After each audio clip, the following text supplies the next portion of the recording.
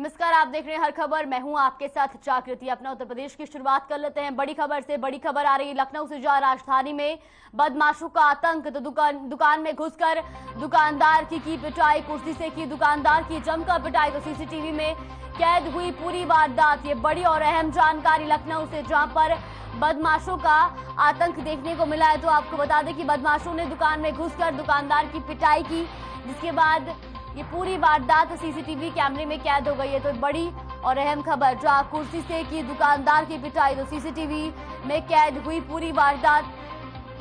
तो लखनऊ का ये पूरा मामला बताया जा रहा है, जहां पर राजधानी में बदमाशों का आतंक देखने को मिला है। तस्वीरें आप देख सकते हैं, जहां दुकान में घुसकर बदमाशों ने दुकानदार की पिटाई की है। तो वहीं कुर्सी से दुकानदार पर हमला किया है, दुकानदार की पिटाई की, और जिसके बाद ये पूरी वारदात वहां लगे सीसीटीवी कैमरे में कैद हुई तस्वीरें आप साफ तौर पर देख सकते हैं, जहां पर बदमाशों का आतंक देखने को मिला है।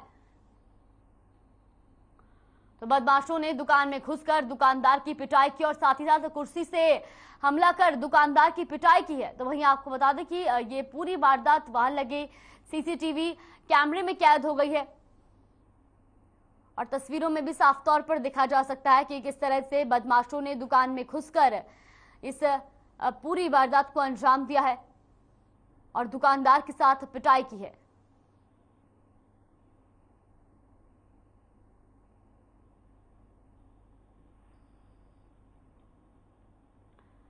तो वहीं सीसीटीवी में ये पूरी वारदात कैद हो चुकी है, जहां पर साफ तौर पर देखा जा सकता है कि एक बदमाश जो है वो कुर्सी से हमला करता दिखाई दे रहा है। तो वहीं कुछ और बदमाश जो है वो दुकान में घुसे हैं और दुकानदार के साथ मारपीट कर रहे हैं।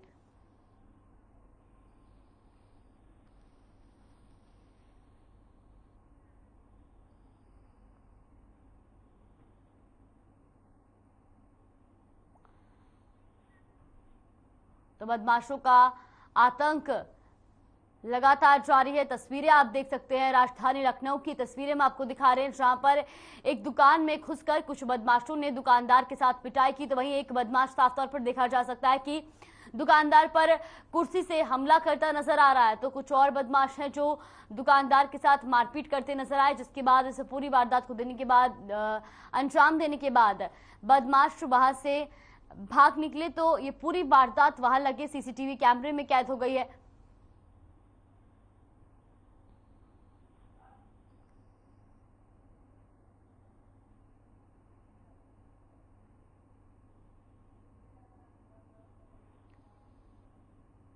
तो आए दिन बदमाशों का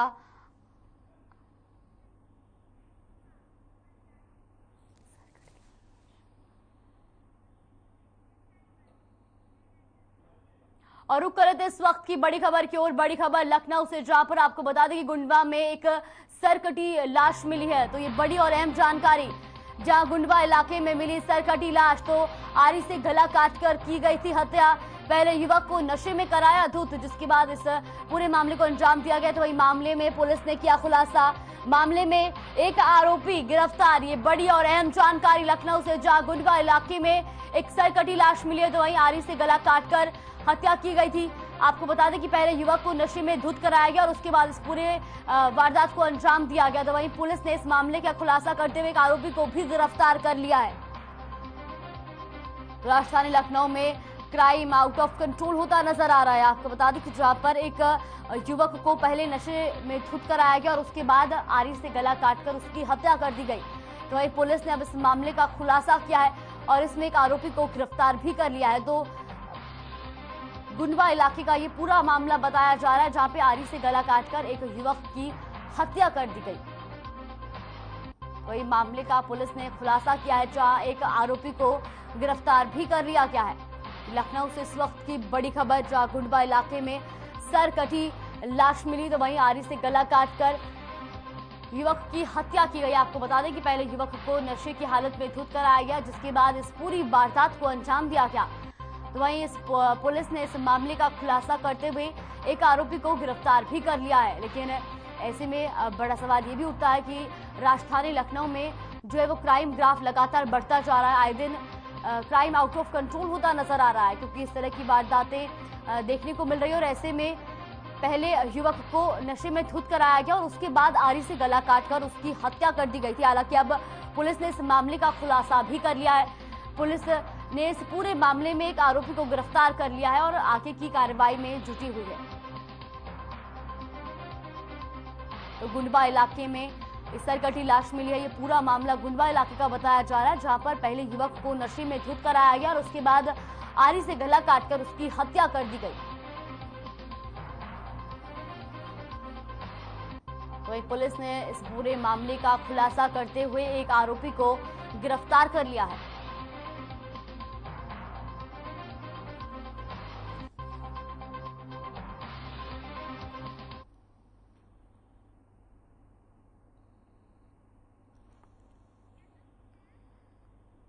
ये साबित करना चाहता था मैं मर चुका हूँ। तो ये तस्वीरें आप देख सकते हैं, जहां पर पुलिस ने इस पूरे मामले का खुलासा करते हुए एक आरोपी को गिरफ्तार भी कर दिया है। तो आपको बता दें कि गुंडवा इलाके का ये पूरा मामला बताया जा रहा है, जहां पर पहले एक युवक को नशे में धुत कराया गया और उसके बाद आरी से गला काटकर उसकी हत्या कर दी गई थी। तो वहीं पुलिस ने अब इस मामले का खुलासा भी कर दिया है और इस मामले में एक आरोपी को गिरफ्तार कर लिया और आगे की कार्रवाई भी इसमें की जा रही है कि आखिर किन वजहों से उसने इस पूरी वारदात को अंजाम दिया, ये जानने की कोशिश पुलिस कर रही है। तो गुंडवा इलाके का ये पूरा मामला बताया जा रहा है।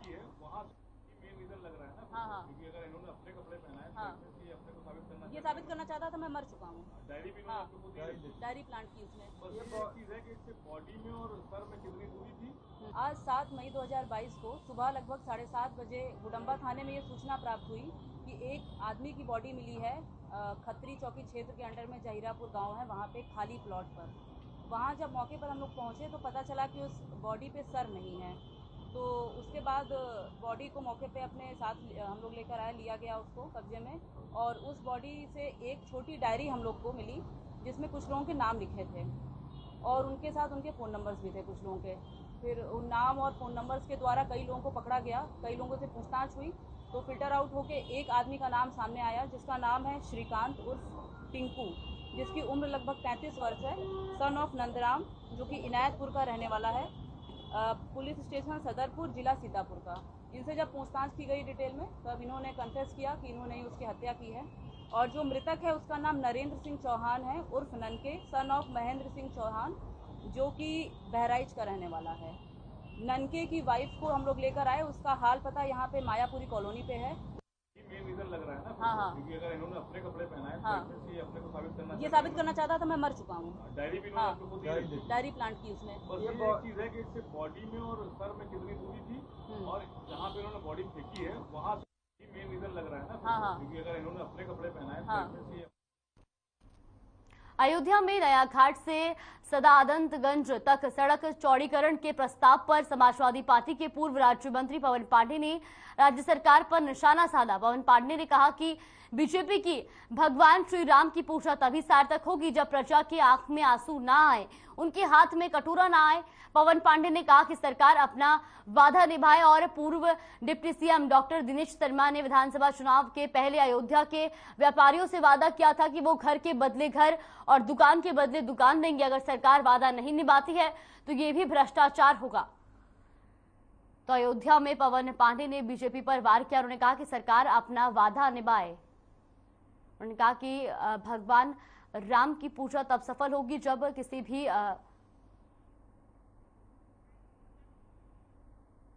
है। और मैं कहना चाहूंगा ये भ्रष्टाचार भारतीय जनता पार्टी की सरकार को नहीं करना चाहिए।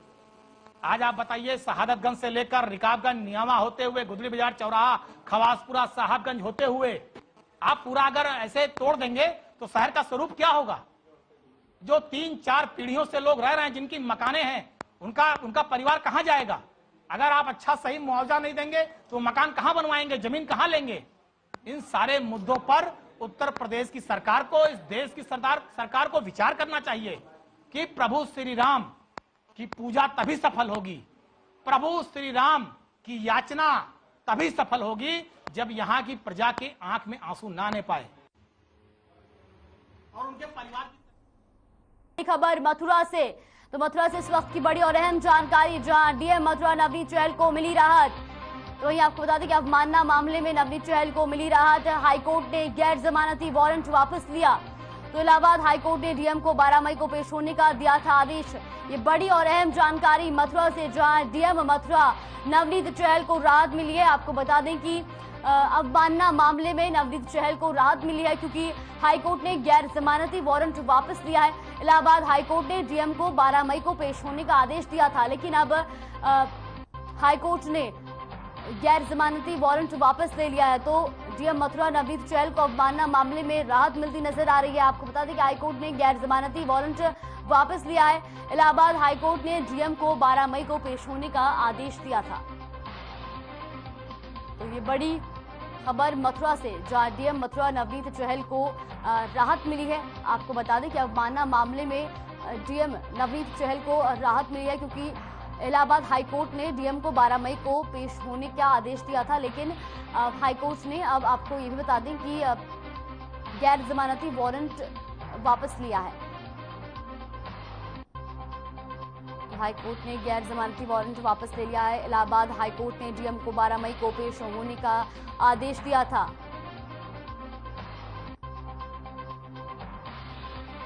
इसी खबर पर ज्यादा जानकारी के लिए मोहम्मद फारूक हमारे साथ जुड़ गए हैं मथुरा से। मोहम्मद, क्या है ये पूरा मामला, क्योंकि अब डीएम नवनीत चहल को राहत मिली है? जी जागृति, ये मामला इलाहाबाद हाईकोर्ट से जुड़ा हुआ है, जिसमें डीएम मथुरा के गैर जमानती वारंट जो है जारी हो गए थे एक मामले में, और 12 मई को उन्हें पुलिस अभिरक्षा में हाईकोर्ट में जाना था जो है। लेकिन इससे पहले ही उन्होंने एक हल्फनामा दिया और हल्फनामा देकर उन्होंने याची को परिलाभ दिए जाने का आदेश जारी कर हल्फनामा अपना दाखिल किया और कहा कि कोर्ट के आदेश के उल्लंघन का कोई भी इरादा नहीं था, भ्रमवश आदेश दिया था, जिसे वापस लेकर नया आदेश जारी कर दिया गया है। हाईकोर्ट ने जिलाधिकारी को 12 मई को कोर्ट में हाजिर होने का निर्देश दिया था और कहा था कि यदि सारे भुगतान नहीं किए गए याची के तो उनको कोर्ट उनके खिलाफ अवमानना आरोप तय कर कार्रवाई करेगी। ये आदेश न्यायमूर्ति सरल श्रीवास्तव व ब्रज मोहन शर्मा की अवमानना याचिका पर दाखिल अर्जी निस्तारित करने के लिए दिया था। इससे पहले कोर्ट ने नवनीत चहल के खिलाफ गैर जमानती वारंट जारी कर पुलिस अभिरक्षा में उन्हें 12 मई को कोर्ट में पेश करने के लिए कहा था, वो भी पुलिस अभिरक्षा में। लेकिन जिलाधिकारी मथुरा नवनीत चहल ने इसको जो है समाप्त कर दिया और समाप्त करने के बाद में जो याची को उनका मानदेय और जो भी कुछ था उनको मिलना था वो सब मिल गया और उसके बाद में उन्होंने अपना हाई कोर्ट में हलफनामा दाखिल करा और हलफनामा दाखिल करने के बाद अब 12 मई को उन्हें कोर्ट में हाजिर होना है, लेकिन कोई पुलिस अभिरक्षा में नहीं हाजिर होना है, इसलिए उनको एक ये बड़ी राहत मिली है। जी बिल्कुल फारूक, बहुत बहुत धन्यवाद आपका हमारे साथ जुड़ने के लिए और तमाम जानकारी हम तक पहुंचाने के लिए। तो नवनीत चहल को राहत मिली है। आपको बता दें कि उनका गैर जमानती वारंट हाईकोर्ट ने वापस लिया है।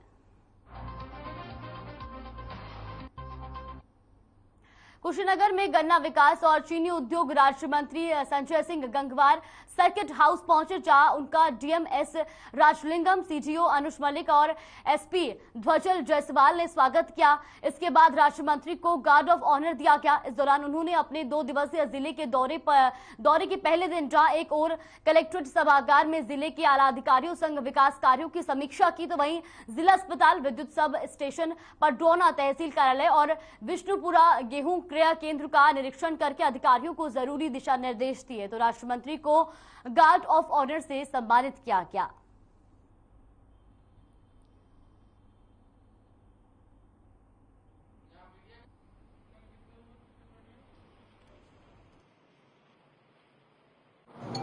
साफ सफाई ठीक है, एक आध जगह साफ सफाई जहाँ होती वहाँ निर्देश दे दिए गए तो ठीक हो जाएगी। बाकी कई मरीजों के तीमारदारों से मेरी बात हुई, वो लोग चिकित्सा से संतुष्ट मुझे दिखे और अभी एक पत्रकार साथी ने वीडियो मुझे दिखाया था, उसके लिए निर्देशित कर दिया गया है कि इनका स्पष्टीकरण प्राप्त करिए। अगर ये काउंटर ड्यूटी टाइम पे अपने उसमें काउंटर में नहीं बैठे हैं, अपने चैम्बर में नहीं है, तो फिर उनका उस दिन का वेतन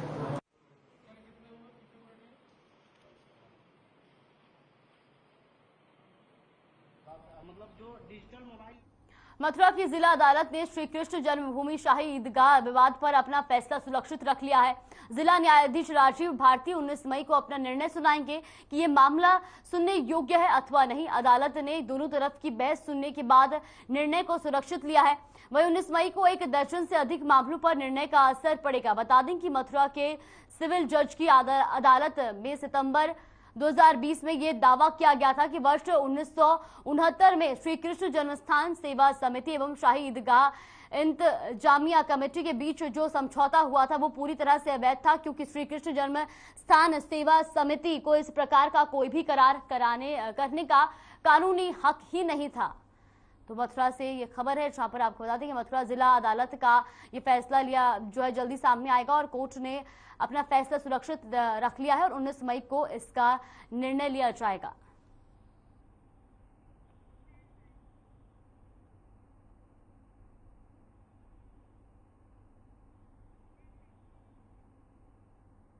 लखनऊ ग्रामीण कोतवाली महिला बाद में महिलाओं ने जमकर हंगामा किया। आपको बता दें कि जिससे सरकारी कार्यों में कई घंटों तक बाधा हुई।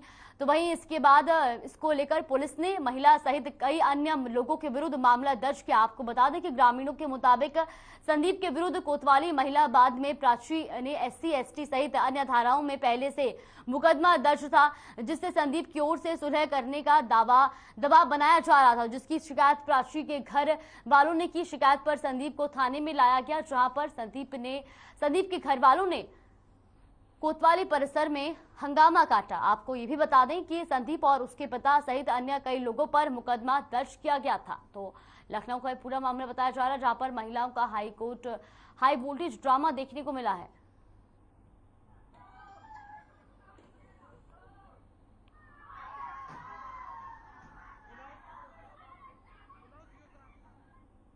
मातृ दिवस के मौके पर कुशीनगर के पटौना नगर के उदित नारायण PG कॉलेज में रक्तदान शिविर का आयोजन किया गया। शिविर में कॉलेज के शिक्षकों, कर्मचारियों और विद्यार्थियों के साथ साथ कई जिलों से लोगों ने भी बढ़ चढ़कर हिस्सा लिया। रक्तदान शिविर का उद्घाटन समाजसेवी दीप नारायण अग्रवाल ने किया और कहा कि रक्तदान अत्यंत पवित्र कार्य है, इससे श्रेष्ठ कोई दान नहीं होता और क्योंकि इसका सीधा संबंध किसी व्यक्ति के जीवन से है, तो रक्तदान से बड़ा दान कोई नहीं हो सकता।